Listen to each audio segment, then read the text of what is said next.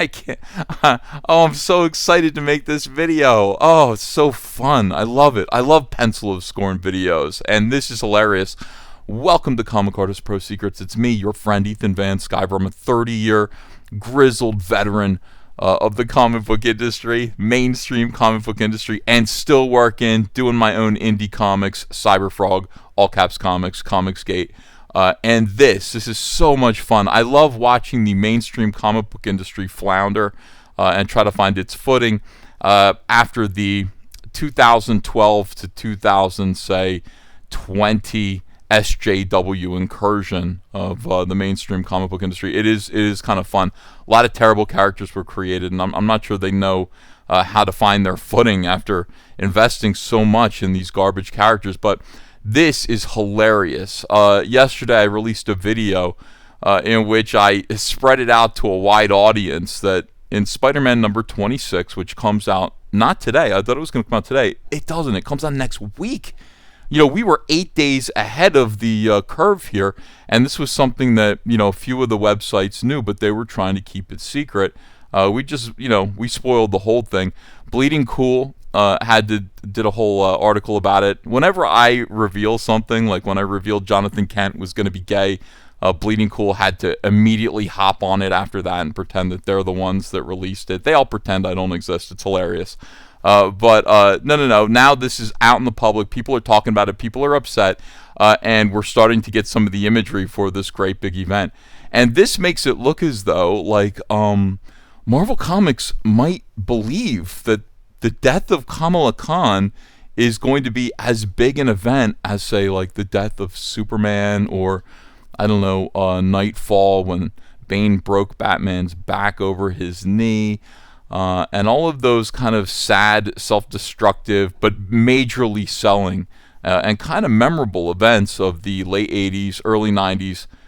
That whole thing persisted on into the late 90s and early 2000s when comic books, the sales began to plummet and people could no longer afford to do these expensive, gimmicky variant covers. So they started to do gimmicky events. And the events that they chose to do were usually pretty morbid. A lot of death of this character that you love. You can't believe it. This is going to be the death, you know, of who? I mean, Captain America, the death of Steve Rogers. And, you know, those events sold for a little while until it kind of became clear that none of this was real. None of this is permanent.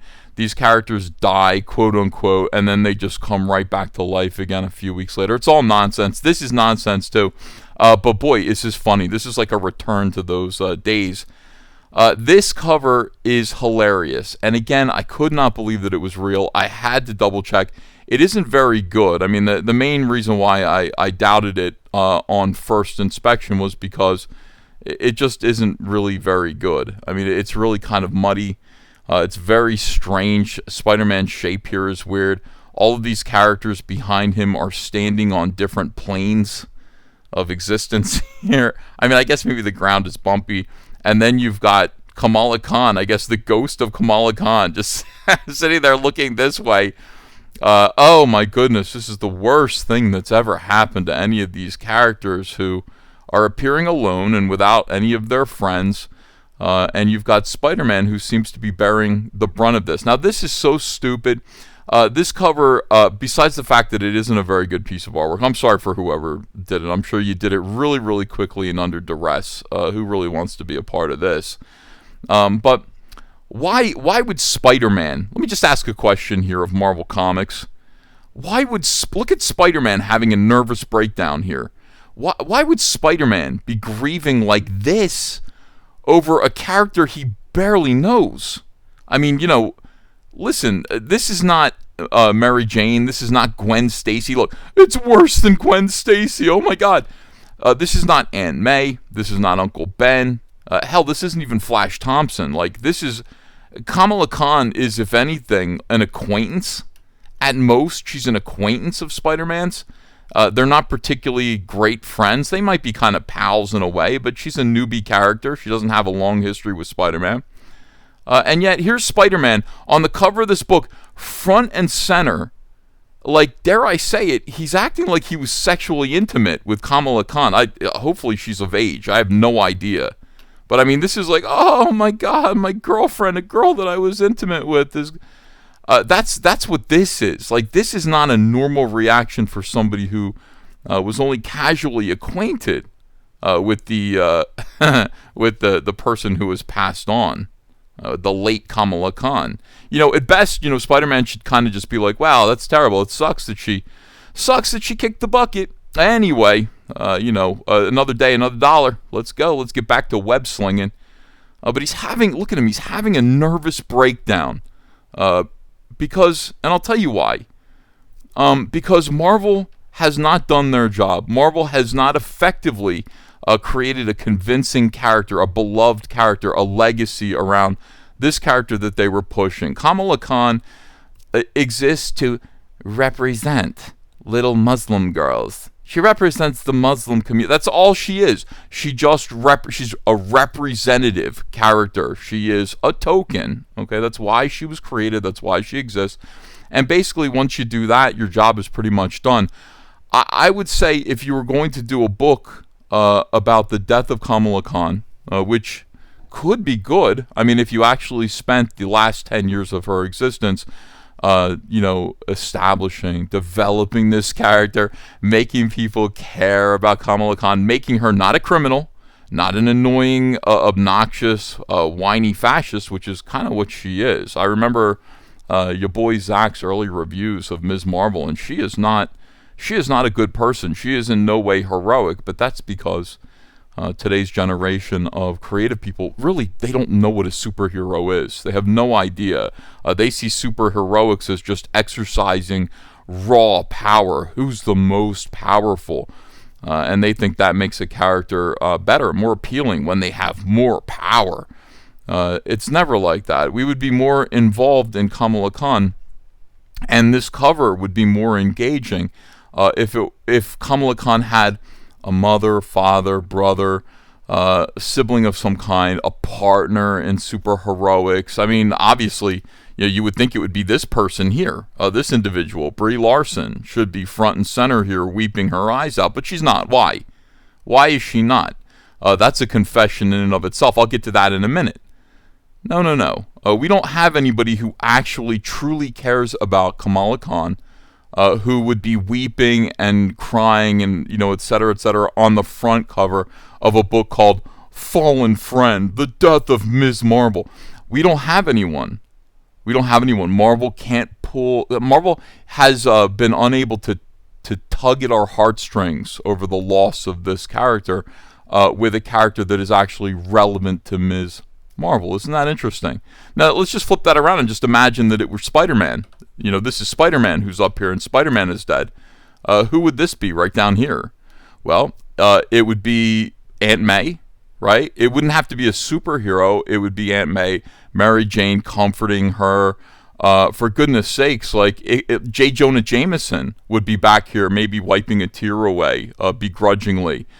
It would be anyone who actually is in Spider-Man's book, who we all know. I mean, all of his ancillary characters, all of his B-cast, as it were, we all know them. We would expect to see them mourning the loss of Spider-Man or mourning the loss of Peter Parker, but not here. Not here. We don't have anything like that with Ms. Marvel. Now, what is this? Why is it Spider-Man? Why did Marvel put Spider-Man here?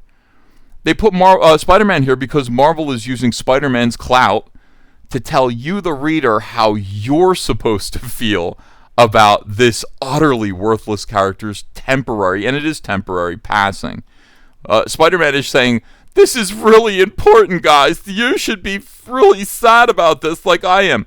Because why? Because you're connected to Spider-Man. Everybody knows Spider-Man. Everybody loves Spider-Man. He's a Stan Lee creation that we all grew up with. So we automatically trust and believe in him in a weird way, right? And so when we see him reacting like this is Marvel Comics using our feelings about Spider-Man and our trust and belief in Spider-Man, our concern about Spider-Man, to help sell the importance of the death of Ms. Marvel. And it's completely inappropriate.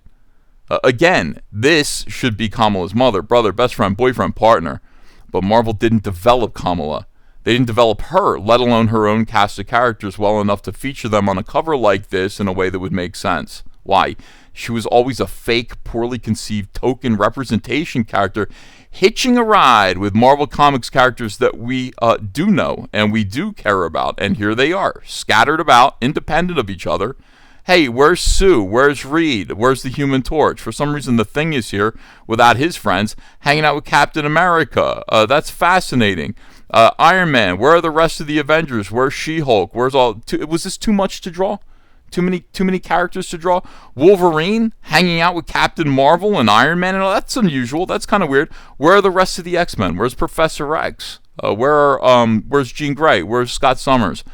Where are your No, this is a random hodgepodge of the most popular, recognizable Marvel characters, and her mixed in there. And by the way, the fact, as I was saying before, the fact that she isn't front and center is Marvel confessing that also, despite their best efforts, they haven't been able to get you to care about and trust in this version of Captain Marvel either. They haven't been able to sell to you. They're admitting this. Otherwise, she, who is the most related to Ms. Marvel, would be front and center. She would be the one weeping and crying, and that would be just as good. We would be just as concerned. We'd be like, oh my goodness, Captain Marvel. Obviously, we know why look at her. She barely cares. She's stone-faced here, just like Brie Larson. It is unreal. So I'm sorry, I'm going off quite a bit on this because it's like, this is just so cheap. It's such a cheap, pandering, fake, manipulative cover.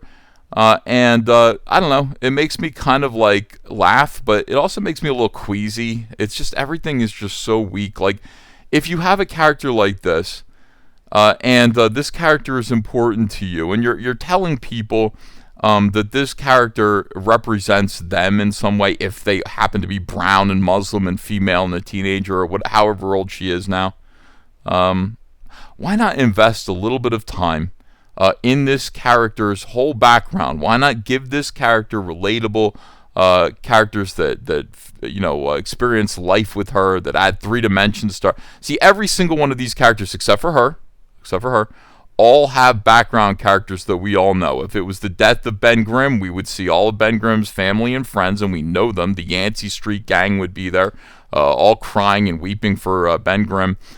Captain America, of course, all of his friends, all of his acquaintances, all of his associates, maybe even Bucky would be there. Is he still around as Winter Soldier? All of these characters have friends and family that we all know. It's part of their story. We know them very, very well.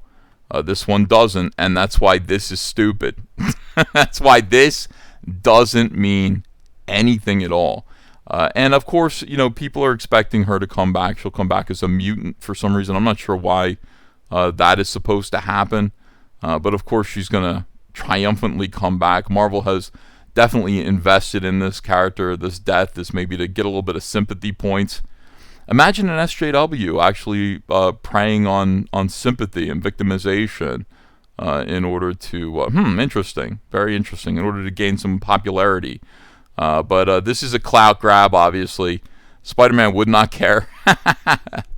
Oh my gosh, it's funny. I love it. Look at these characters just standing around like, yeah, this is just awful. Can't believe we lost. Who? What was her name again? Anyway, thanks everyone. Thanks for watching this video. Tell me what you think in the comments below. I read every single one of the comments, and really, I love it. I appreciate it. Like this video, share this video, and would you subscribe? Do me a favor, if you haven't subscribed to this channel yet, would you please just click that subscribe button, join us around here, and I'll see you again soon with another video. Hey, come follow me on Twitter, @EthanVanSkyver.